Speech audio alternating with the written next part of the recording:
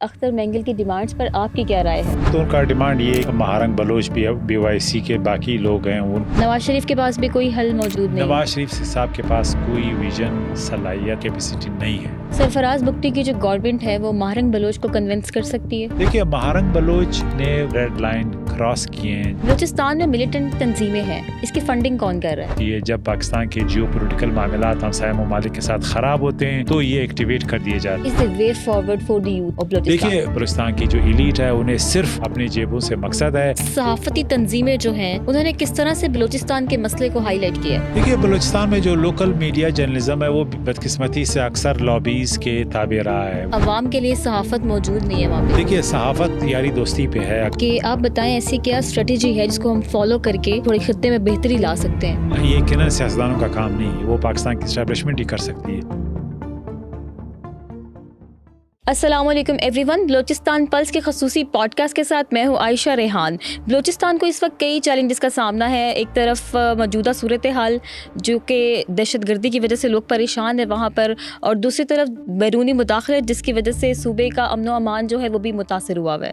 تو آج اسی پر بات کرنے کے لیے ہمارے ساتھ موجود ہیں جان اچکزئی صاحب، جو کہ ایکسپرٹ ہیں انٹرنیشنل افیئرس کے اور caretaker former information minister بھی رہ چکے ہیں۔ ان سے جانتے ہیں کہ بلوچستان کی جو موجودہ صورتحال ہے وہ کس طرف جا رہی ہے اور اس کو ہم کس طرح سے بہتری کی طرف لا سکتے ہیں۔ السلام علیکم جان اچکزئی صاحب۔ جی، بہت شکریہ آپ کا، بہت شکریہ آپ کا بلوچستان پلس کو ٹائم دینے کا۔ جان اچکزئی صاحب، ہمیں بتائیے گا کہ اختر مینگل کی ڈیمانڈز پر آپ کی کیا رائے ہے؟ دیکھیے، بظاہر تو ان کا ڈیمانڈ یہ ہے کہ جو مہارنگ بلوچ بی وائی سی کے باقی لوگ ہیں ان کو ریلیز کیا جائے۔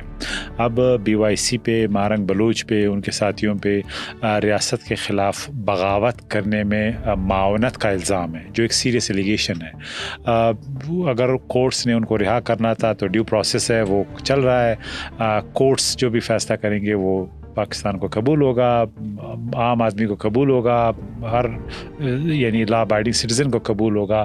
اس کو کسی سیاستدان کے دونس پہ، دھمکی پہ، پریشر پہ یعنی نہیں چھوڑا جا سکتا۔ پھر ہر کرائم جو ہے وہ جینڈر نیوٹرل ہوتا ہے۔ اگر آپ خاتون ہیں خودکش کرتی ہیں تو ان ایکسیپٹیبل ہے، اگر آپ خاتون ہیں سیپریٹسٹ بیانیے کو پروموٹ کرتی ہیں تو یہ ان ایکسیپٹیبل ہے۔ لہٰذا اس سنگین یعنی الزامات کی وجہ سے اختر مینگل صاحب جو ہے وہ اپنا سیاسی اسپیس بنانا چاہتے ہیں کہ اس کو بلوچ عزت ننگ کا مسئلہ بنایا جائے۔ بلوچستان میں ایک سیریس ملیٹنسی ہے جس میں خواتین کو بھی استعمال کیا جاتا ہے۔ ہم نے دیکھا حمل بلوچ ایک خودکش بن گئی تھی۔ لہٰذا ریاست کو یہ حق ہے کہ نیشنل سیکورٹی پیرامیٹرز کا خیال رکھیں اور ریڈ لائنز ہیں وہ کراس نہ ہوں، چاہے وہ مرد ہے یا خاتون ہے۔ دیکھیے، نیکسس ہے ان کا۔ نیکسس اس طرح ہے کہ ایک بندوق اٹھاتا ہے، دوسرا اس بندوق کو جسٹیفائی کرتا ہے، تیسرا اس بندوق اٹھانے والے کی سپلائی چین یعنی ریکروٹمنٹ میں ہیلپ کرتا ہے۔ B L A road block نہیں کر سکتی، اس کے لیے بی وائی سی کرتی ہے۔ بی ایل اے لوگوں کو ڈائریکٹ یعنی ٹرانزیشن نہیں کر سکتی from an activist to a terrorist, وہ بی وائی سی کے ایکٹیوسٹ کرتے ہیں، اسی میں سے ریکروٹمنٹ سپلائی چین ہوتا ہے، لوگ جا کے پہاڑوں میں چلے جاتے ہیں۔ اختر مینگل کا ایک سیاسی کلاؤٹ ہے، وہ پاکستان کے سسٹم کا حصہ ہے، ان کے پاکستان کے ہائر ایشلون میں، لیٹ میں۔ لیکن اختر مینگل صاحب کی سیاست میں یہ جو 360 ڈگری کا یو ٹرن آیا ایک دم سے، یہ سمجھ سے باہر ہے۔ نہیں، کوئی ٹرن نہیں آیا۔ وہ پہلے بھی یہی ان کا ایک نظریہ تھا، ان کا ایک سافٹ سیپریٹزم کا میلان ماضی میں بھی رہا ہے۔ اس کا بھائی لشکر بلوچستان کا رہنما رہا ہے جو ایک دہشت گرد تنظیم ہے۔ تو یہ ان کی اسٹریٹجی شروع سے ہی ہے کہ ریاست کو بلیک میل کرنے کے لیے انہوں نے سافٹ سیپریٹزم کا جو لیوریج ہے وہ استعمال کیا ہے۔ انہوں نے جو ڈیپریویشن کا آرگومنٹ ہے، بلوچستان کو پسماندہ رکھنے کا ایک بیانیہ جو گڑا گیا ہے ریاست پاکستان کے خلاف، اس کو استعمال کیا ہے، اور اپنا جو اس کی کائنیٹک طاقت ہے، اس کے کہیں یعنی ہزار ملیٹنٹس ہیں، ان کی ایک طاقت ہے، اس کا بھائی جو ہے وہ یعنی اس کے پیچھے ہے، تو اس پوری طاقت کو انہوں نے جب بھی وہ اقتدار سے محروم رہا ہے انہوں نے استعمال کی ہے۔ اقتدار میں ہر وقت وہ رہا ہے، ڈائریکٹلی یا انڈائریکٹلی۔ پچھلی گورنمنٹ میں بھی وہ 1.5 سال میں اس وقت کے بزنجو صاحب جو وزیر اعلیٰ تھے ان کے ساتھ تھے، پھر مرکز میں بھی وہ عمران خان کے ساتھ تھے، پھر PDM میں وہ ساتھ تھے، تو وہ پاکستان کے ریاست کے فنڈوں سے انہوں نے فائدہ اٹھایا، صوبائی PSDP سے فائدہ اٹھایا، مرکز سے بھی فائدہ اٹھایا، لیکن آج وہ پاور میں نہیں ہے کیونکہ الیکشن میں وہ ہار گئے تھے۔ اب اس کے لیے انہوں نے وہی ہتھیار استعمال کیے ہیں جو ملیٹنسی کا ہے، جو بیانیے کا ہے، جو کائنیٹک طاقت کا ہے۔ مالک بلوچ جو ہیں وہ نواز شریف کے رہائش گاہ پر گئے اور ان سے جو ہے ڈسکس کیا بلوچستان کے مسئلے کو، تو آپ کے خیال میں نواز شریف صاحب کوئی حق ادا کر سکتے ہیں؟ دیکھیے، میرے خیال میں کوئی بھی سیاستدان جو جس کا ویژن ایک الیکشن سے دوسرے الیکشن تک ہو، وہ بلوچستان کے ایشوز پہ کوئی کردار ادا نہیں کر سکتا۔ زیادہ سے زیادہ وہ ان 2 سیاستدانوں کو یا 3 سیاستدانوں کو یا 10 سیاستدانوں میں سے ایک کو وزیر اعلیٰ بنا سکتا ہے، جس طرح ماضی میں ہر سیاستدان نواز شریف کے پاس بھی کوئی حل موجود نہیں؟ نواز شریف صاحب کے پاس کوئی ویژن، صلاحیت، کیپیسٹی نہیں ہے۔ اگر کسی نے بلوچستان کے مسائل حل کرنے ہیں، وہ پاکستان کی ریاست اور اسٹیبلشمنٹ کر سکتی ہے۔ سرفراز بگٹی کی جو گورنمنٹ ہے وہ مہرنگ بلوچ کو کنونس کر سکتی ہے؟ دیکھیے، مہرنگ بلوچ نے وہ ریڈ لائن کراس کیے ہیں جو نیشنل سیکیورٹی ریڈ لائنز جسے ہم کہتے ہیں۔ وہ ریڈ لائن یہ ہے کہ آپ پاکستان کی جمہوری سپیس کو سیپریٹزم کے لیے پروموٹ نہیں کریں گی، ان کے بیانیے کو آپ اپنے جلسوں میں نہیں اجاگر کریں گی، آپ ان کے جو ٹیکٹکس ہیں، کائنیٹک ٹیکٹکس یعنی اسٹیٹس کے ساتھ بلوچستان کی کمیونیکیشن لائنز ہیں، روڈ ہیں، نیٹ ورکس ہیں، اس کو آپ بند نہیں کریں گی۔ یہ تمام ریڈ لائن انہوں نے کراس کی ہیں۔ تو یہ ایک عام سول سوسائٹی موومنٹ نہیں ہے، یہ سافٹ پولیٹیکل سپیس ہے BLA کا۔ اب اگر ہم نے اس کو اس طرح ٹریٹ نہیں کیا تو پھر ہم ان کو جواز دیں گے کہ یہ جمہوری سپیس میں ایک لیجٹمیٹ سول سوسائٹی موومنٹ ہے، جو نہیں ہے۔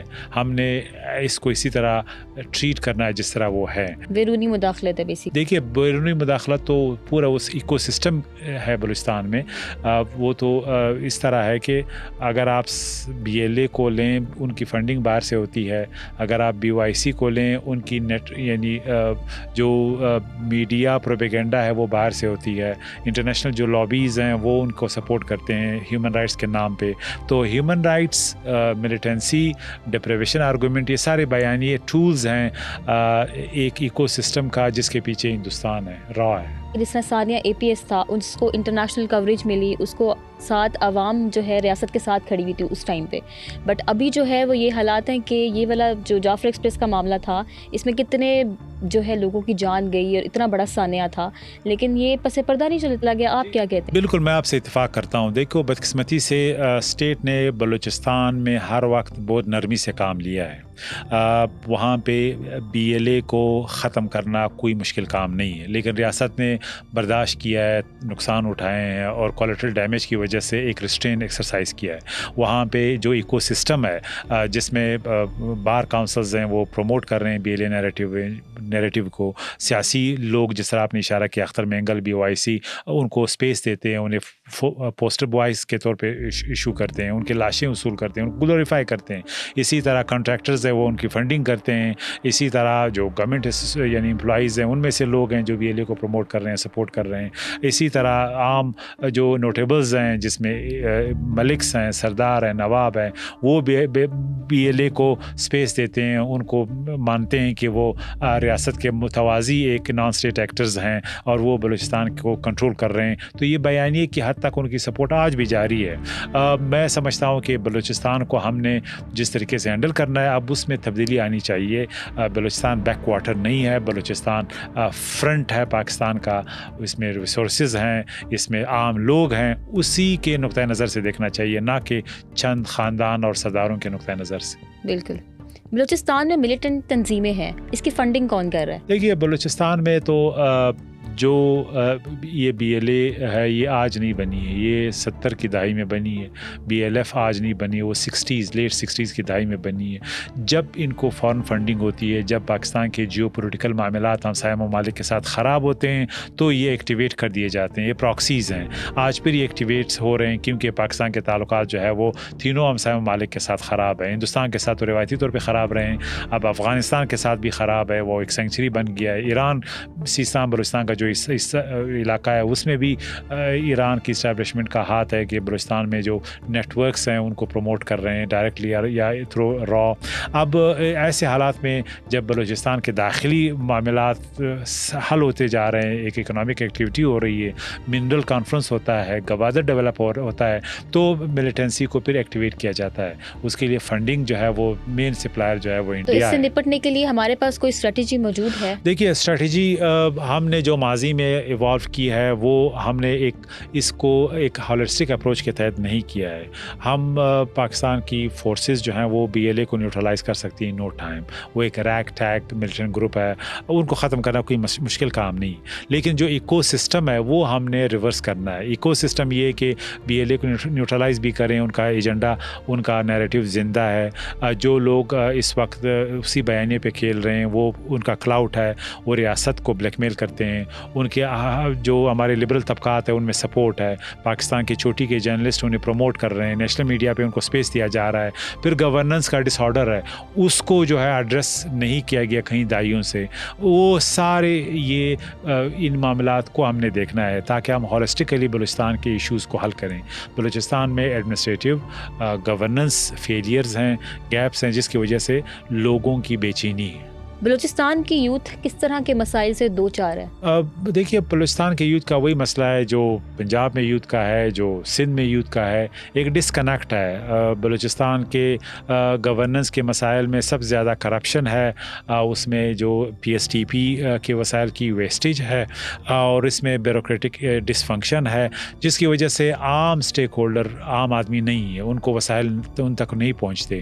این ایف سی ایوارڈ کے بعد 18ویں ترمیم کے بعد بلوچستان کو بہت زیادہ وسائل دیے گئے ہیں, لیکن ہر سال وہ ضائع ہو جاتے ہیں, وہ چند جیبوں میں جاتے ہیں. وہ روڈ اور نالی کے وجہ سے, یعنی استعمال کے نام پہ وہ کراچی میں, بنگلوں میں, دبئی میں اور لندن میں اس کی انویسٹمنٹ ہوتی ہے. تو اس سے عام آدمی ایک مایوسی کا شکار ہے. یوتھ کا حکومتی اداروں کے ساتھ ایک ڈسکنیکٹ ہے, ورنہ بلوچستان کے مسائل بہت آسانی سے حل ہو سکتے ہیں. بلوچستان کی ٹوٹل آبادی شاید ایک فیصل آباد شہر کے برابر ہو. آپ کیا دیکھ رہے ہیں, فیلئر کہاں پہ ہے؟ دیکھیے فیلئر یہی ہے کہ ہم نے جو وسائل این ایف سی ایوارڈ صبح تک تو پہنچا دیا, لیکن ڈسٹرکٹ لیول پہ اس کی تقسیم نہیں ہوتی.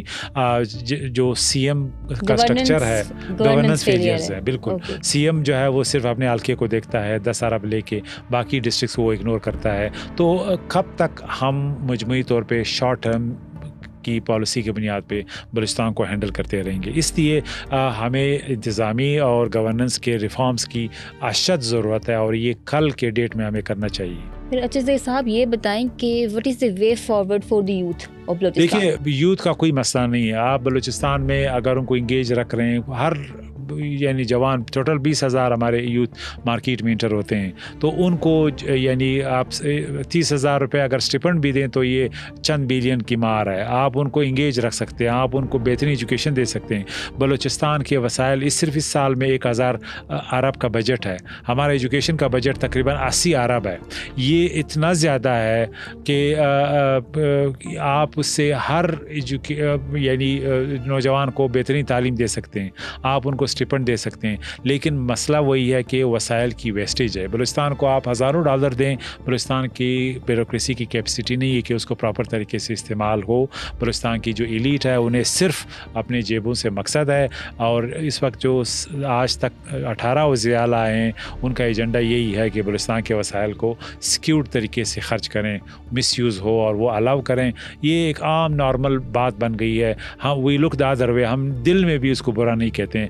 ہمیں بلوچستان میں کرپشن کو, مس گورننس کو نیشنل سیکورٹی کنسرن ڈکلیئر کرنا ہوگا, تاکہ ہم بلوچستان میں جو ایک امپلوژن ہم دیکھ رہے ہیں وہ باقی صوبوں میں نہ آئے. کیونکہ اگر آپ بلوچ کمیونٹی میں یہ ایڈریس کرتے ہیں, پھر پشتون کمیونٹی میں یہ بے چینی آئے گی, سب سے بڑا صوبہ پاکستان کا ہزارہ کمیونٹی میں آئے گی. تو آپ نے عام لوگوں کو اسٹیک ہولڈر بنانا ہے جن کا اس سسٹم میں کوئی اسٹیک نہیں. آپ کے خیال میں صحافتی تنظیمیں جو ہیں انہوں نے کس طرح سے بلوچستان کے مسئلے کو ہائی لائٹ کیا ہے؟ دیکھیے بلوچستان میں جو لوکل میڈیا جرنلزم ہے وہ بدقسمتی سے اکثر لابیز کے تابع رہا ہے. وہاں پہ جو ایمبیسیز ہمارے یہاں پہ ہے, جو فارن فنڈز ہیں, وہ انہیں مجبور کرتے ہیں, انسینٹیوائز کرتے ہیں کہ وہ بی ایل اے کے لیے پروپیگنڈا کریں, ان کے نیریٹو اور پیسز بنے اور پروموٹ کریں.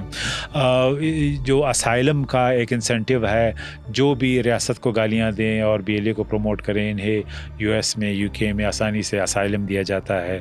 بلوچستان کے کئی جرنلسٹ آج یورپ میں جو ہے وہ اسائلم پہ ہیں, امریکہ میں ہے. تو وہ بلوچستان میں بیٹھ کے جب ریاست کو گالی دیں گے تو ان کو رجسٹر ہوگا, جب وہ BLA کے نیریٹیو کو پروموٹ کریں گے تو وہ رجسٹر ہوگا. یہ لوکل جرنلزم کا حال ہے.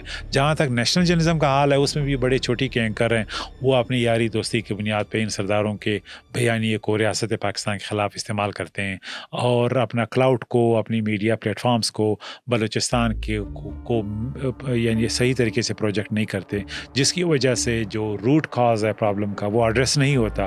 وہ بلوچستان کی ایلیٹ کی ڈس فنکشن ہے, مس گورننس ہے اور ڈسکنیکٹ ہے عام لوگوں کے ساتھ, اور یہ انہی لوگوں کو پروموٹ کرتا ہے. آپ کے کہنے کا مقصد یہ ہے کہ عوام کے لیے صحافت موجود نہیں ہے وہاں پہ؟ دیکھیے, صحافت یاری دوستی پہ ہے. اگر میں سردار ہوں اسلام آباد میں اپنے گھر پہ چند صحافیوں کو بلاؤں تو وہی PR جو ہے وہ میرے لیے 10 انٹرویوز کو گارنٹی کرتا ہے. پلیٹ فارم میرا بیانیہ جو ہے وہ نیشنل لیول پہ آئے گا, جبکہ عام آدمی کا کبھی بھی ان کے مسائل نیشنل TV پہ نہیں آ سکتے, بڑے پلیٹ فارمس میں, کیونکہ کوئی ریٹنگ ہی نہیں ہے, ان کی PR یعنی نہیں ہے, ریلیشنز نہیں ہے, دوستیاں نہیں ہیں. تو یہ بدقسمتی سے ایک کلچر ہے جو بلوچستان میں یا اسلام آباد میں یا لاہور میں ہے, جس کی وجہ سے نہ صرف میڈیا بلکہ اکیڈمیا بھی ان لوگوں کو پروموٹ کر رہی ہے. ان کو کچھ تو BLA کو بھی پوسٹر بوائز کے طور پہ پروجیکٹ کر رہی ہیں. منرل فورم اور اس سے بلوچستان کے لوگ کس طرح سے مستفید ہو سکتے ہیں, کیونکہ بلوچستان جو ہے مالا مال ہے ریسورسز سے؟ نہ صرف بلوچستان بلکہ پورے پاکستان کا فیوچر جو ہے وہ منرل کے ساتھ وابستہ ہے.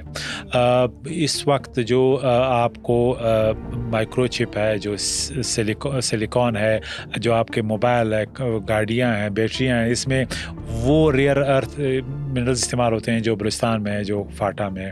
بلوچستان میں اس وقت جو انقلاب ہے وہ منرل کی وجہ سے آنے والا ہے. ایک ریکارڈنگ پروجیکٹ جس میں $6 ارب یعنی انویسٹمنٹ آ رہی ہے, وہ 2028 سے $1 بلین بلوچستان کا شیئر جو ہے شروع ہو جائے گا. اسی طرح جو اس وقت سیندک پروجیکٹ ہے اس میں بھی بلوچستان کا حصہ 50% ہے.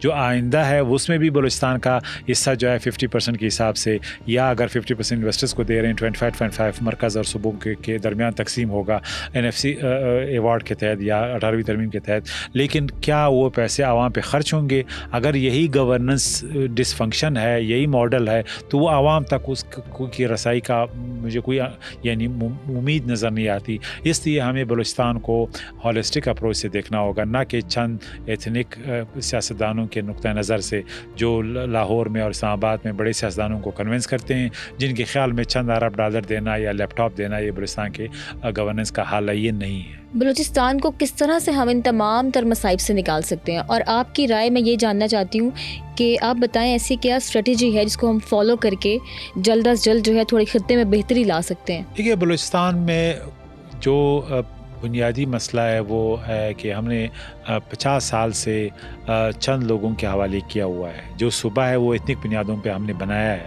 بلوچستان میں 18 وزیر اعلیٰ میں سے اگر 60% نمائندگی رکھنے والی آبادی میں کوئی وزیر اعلیٰ نہیں آ سکتا. اس کا مطلب ہے آپ نے ڈیموگرافکس کو ایڈریس کرنا ہے. بلوچستان کا جو سٹرکچر ہے اس وقت وہ صرف چیف ایگزیکٹو جو CM ہے وہ چلا رہا ہے, باقی لوگ ڈس امپاورڈ ہیں, ان کے پاس کوئی اختیار اور طاقت نہیں ہے. بیوروکریسی بے لگام ہے جو ایک ڈس فنکشنل حالت میں ہے.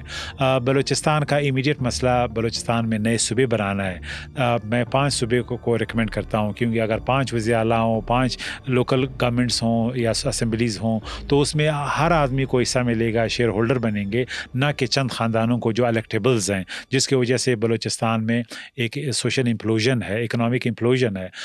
اس طرح اگر ہم ریفارمز کریں گے, یہ یقیناً سیاستدانوں کا کام نہیں ہے, وہ پاکستان کی اسٹیبلشمنٹ ہی کر سکتی ہے, کیونکہ سیاستدان الیکشن کو دیکھتا ہے, پبلک اوپینین کو دیکھتا ہے, پاپولسٹ ویو کو دیکھتا ہے. تو ہمیں بلوچستان میں میں کہتا ہوں گورننس کی سرجری کرنی ہے اور اس میں اسٹرکچرل چینجز لانے ہیں. وہ حکومتی سطح پہ وہ ڈیموگرافک کو ایڈریس کرنا, وہ گورننس کے ماڈل کو ایڈریس کرنا. اگر ہم اس کو سمجھنے میں کامیاب ہو گئے تو بلوچستان کہیں یعنی چند سالوں میں بلوچستان کا مسئلہ ہمیشہ کے لیے حل ہو جائے گا. بہت شکریہ اچکزئی صاحب آپ کے قیمتی وقت کا. بہت شکریہ آپ کا. Thank you for having me. Thank you for joining us. مزید بلوچستان کی اپڈیٹس کے لیے دیکھتے رہیے بلوچستان پلس.